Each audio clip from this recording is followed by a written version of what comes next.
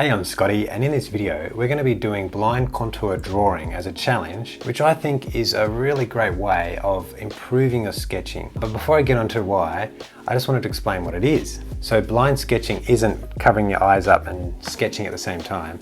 It's actually keeping your eye on a subject and sketching without looking down at the page. So it is a bit of a challenge, but I feel like this will help you. The first reason I think is that it improves your eye-hand coordination as you're sketching. So you're looking at the main shapes of the subject and you're trying to build a spatial awareness, like a subconscious awareness in your arm as you look at those shapes. The second reason I think it'll improve your sketching, I think it will really help improve your line quality. It can be quite challenging to get really nice, loose, energetic lines. And this sort of exercise can break that rigid line work that you have and give you nice fluid line work. So let's get on to the challenge. I've got 3 references here that we could sketch together. So I'd love for you to sketch along with me and let me know if this has helped you. So one rule that I forgot to mention is that as we're going around this contour or these main shapes and you get lost, you can stop, look up at the sketch and just place your pen where you think you need to start again and then look back at the subject and continue sketching without looking at the page. Okay, number 1 is this seated figure. So I'm going to start at the top, about there. Okay, so no looking at the page, I'm going around his head, around that section of his shoulder and down. I think that's about far enough. And then his belly coming up there, should be a hand there, and then across to his knee and down. This is quite tricky.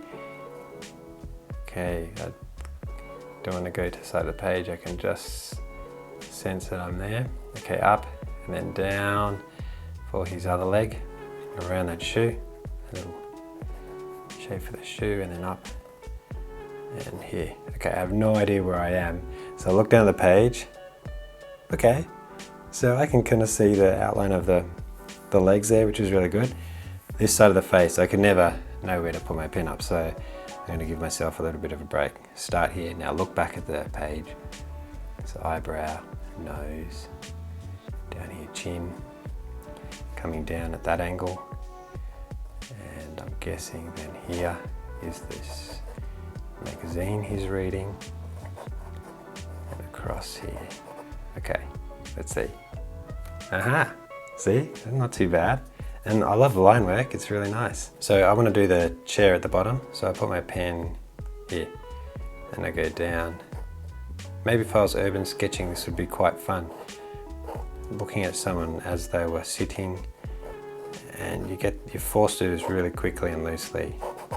Okay, obviously his legs are way out of proportion to the rest of his body. I like the style. So one more placement on his eyes here, so I look back and I want to draw those glasses and the ear. Yes. I might put some watercolor in that later and see what it looks like. Okay, our next subject. So number 2, let's start here at the top. I might draw this person slightly bigger than the last one. And I'm just going one line contour around. Oh, I know that bag's going to be out the page.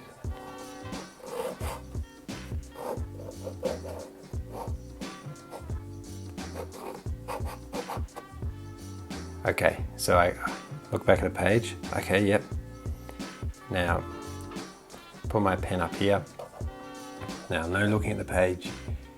Come on, around that. Now I'm just feeling the forms. Okay. Now, continue down here, and I have no idea if this is way off. Okay, stop. Aha! It's very interesting the shape I got there with the face. It's a bit too much to the right there. So what I do is I start here, I'm going up here, and then it's very abstract looking, which is really cool. I also want to do a bit more detail on the back, so I start here.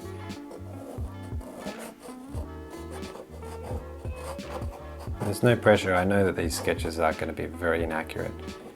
Yeah, that's really interesting. The silhouette there is really fun. Okay, if I go across the page, I think that'll be okay. All right, so okay, start at the top again. Now really thinking about what the shapes are that I'm looking at. So the hair I did first, and then that part of the jacket there below the arm, and then there's a bag coming back, and then hopefully I'm in the corner of the bag there at the bottom, and then I do the bottom part where the skirt is, and I'll work my way to where the foot is. Okay, now hopefully I'm the edge of the skirt there, and I'm thinking, how long did I draw that skirt? In my brain I'm trying to remember. Okay, I'm a bit lost, so I'll go have a look. Okay, so I want to do this shoe before I move on to the head. I'm super happy with the proportion there, and I was purposely trying to match the hair to the jacket, to the skirt, leg, and I wasn't getting this before. I've done a few practices in my little sketchbook, so I'm happy with this one. So let's start here. Now I know with my last one I went in, with the guy I went in here, so I'll try to go a bit straighter here. Okay, keep my eyes off the page. Again.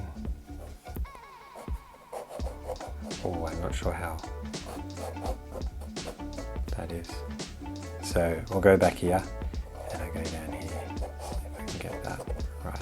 So now I'm doing the straps. Yeah, okay, I think the proportions there made this really nice, and the line work is very free and rough. Well, there you go. I think blind contour drawing is a great way to improve your drawing. I highly recommend you giving it a go and then letting me know how your experience went in the comments. If you'd like another exercise like this one that might help you improve your sketching, I recommend you check out this video right here. Thanks to all my patrons for your support in making these videos, and I'll see you in the next one.